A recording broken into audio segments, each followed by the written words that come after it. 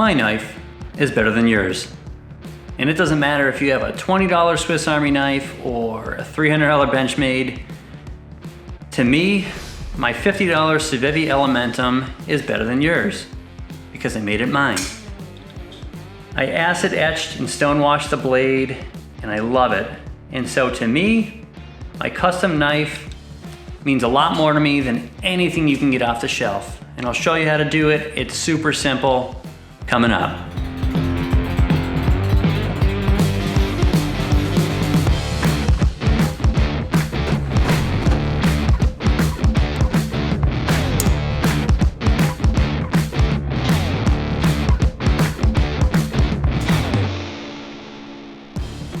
That's right, welcome back to another episode. It's good to be back.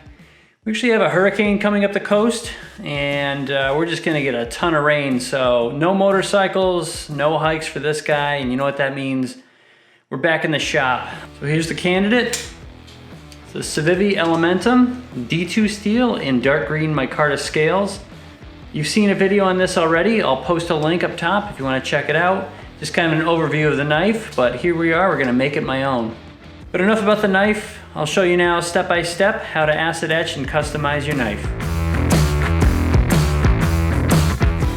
All right, so first you're gonna wanna take this apart. I like to use a magnetic tray for all the parts. Try to pay attention to how it came apart so you can put it back together again. Again, this is a Weehaw. Starting out with a T8.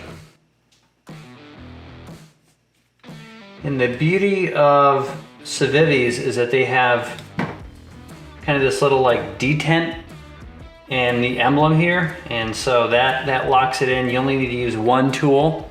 Sometimes if this is double-sided, you need to use two tools to take this center pin apart. There are ball bearings in here that you're going to want to catch. The open end on the Civivi side goes toward the inside. So on the Civivi emblem side, you're gonna notice that there's a cage here. The open end of the cage faces the inside of the knife. Yep, exactly. So the open end of the cage faces the inside of the knife on both sides. So you're gonna see that there's a mark that the detent left. There's also a little hole for the detent when it's closed. These are where the cage ball bearings ride in here. The spot that's machined here that the lock mechanism rides on, and then you've got a stop here, a bar going across. You wanna make sure that all those surfaces are covered with something, so when you etch it, that steel doesn't get etched away. These are factory, tolerance machine surfaces, and you don't wanna mess with those because it's gonna affect the action of your knife. So I'm actually just gonna use nail polish because I know the acid won't eat it away. This is a shade that my wife was not too happy with anymore, so lucky me, free stuff. I'm gonna clean this knife and I'm gonna use acetone. Thanks to COVID and the nature of my job, I have a bunch of nitrile gloves left over, so I'm gonna put those on. If you're using ferric chloride or any kind of harsher acid, you're really gonna wanna wear those gloves just because that stuff will stain and eat away at your skin. But for now, it's really just so I don't get any oil on the blade. And then I'm gonna end up putting a wire through this, so once it's cleaned, I really won't be touching the blade at all. Now, you can paint anything you want on this blade. Wherever you put that nail polish or Sharpie, some people use Sharpie, ink, if there's a way of getting an emblem on there, you can put stuff on there that just keeps the acid from hitting the steel, and then it's gonna be like a tattoo on your steel. So feel free to do that. I'm not going to. I feel like simpler is better and it's easier for me not to screw up, but you can do whatever you like. So you'll notice that I have apple cider vinegar. This knife is just D2 steel. It should take a decent patina from this acid. It just might take a little while. I wanted to pick up ferric chloride, and that's gonna do a much better job at some of your other steels. It's probably gonna be what's required for most other steels.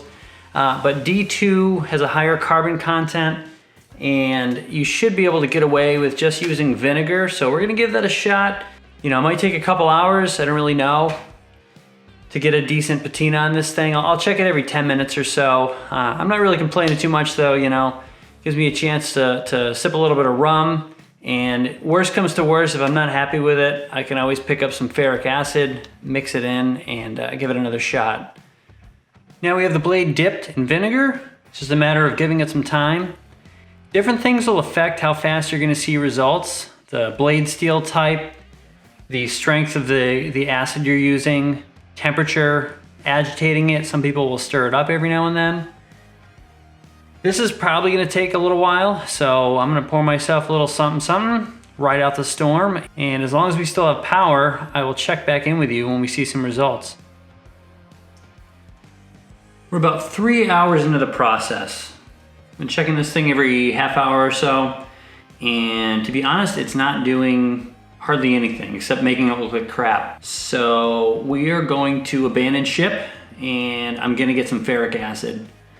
Everything online said that vinegar would do just fine on D2, but I guess we're finding out otherwise. So I'm just gonna clean this up again, hit it with some triple-aught steel wool to get rid of any pitting that's on there and kind of start fresh. Now you know.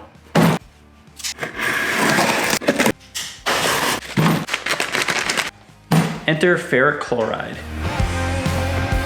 Some people just use straight ferric chloride. Some people do a mix, water it down.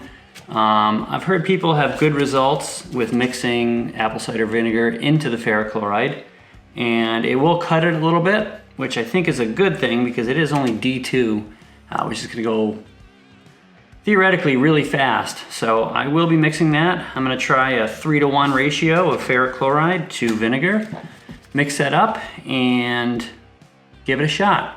As we move forward, we just want to make sure that the knife blade is fully submerged, and I'm going to check it every 30 seconds or so.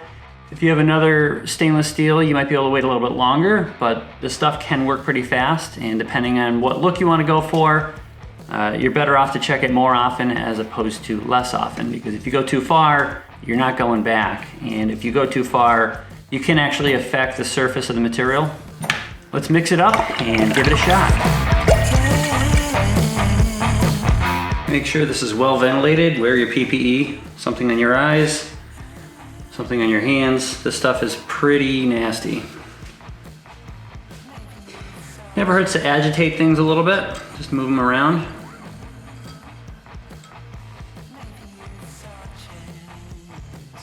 All right, now it's been about 10 minutes. I've been checking it periodically.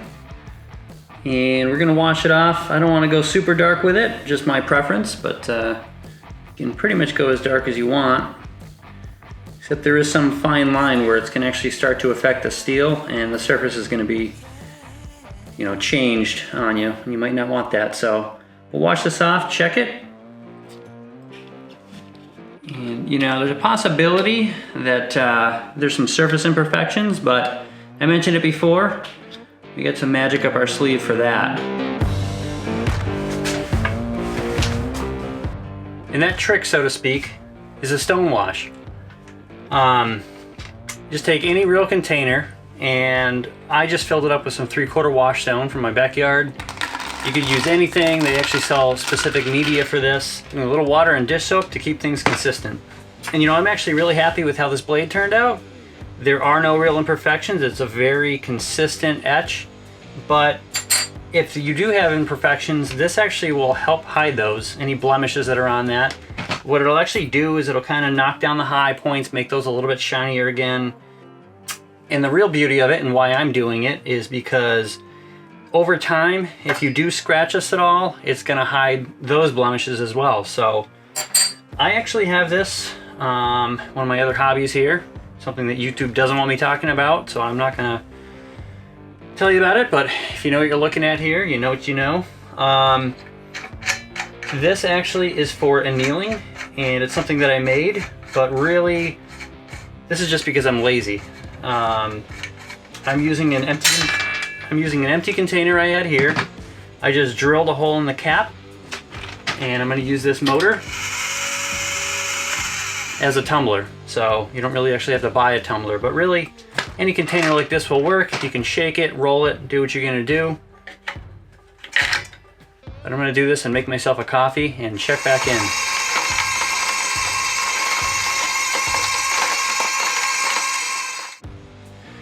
Now all you have to do is clean off the blade, clean that nail polish off, put a wicked edge on it, and put it back together. Don't forget to put some lube on the bearings and blue Loctite on all the screws.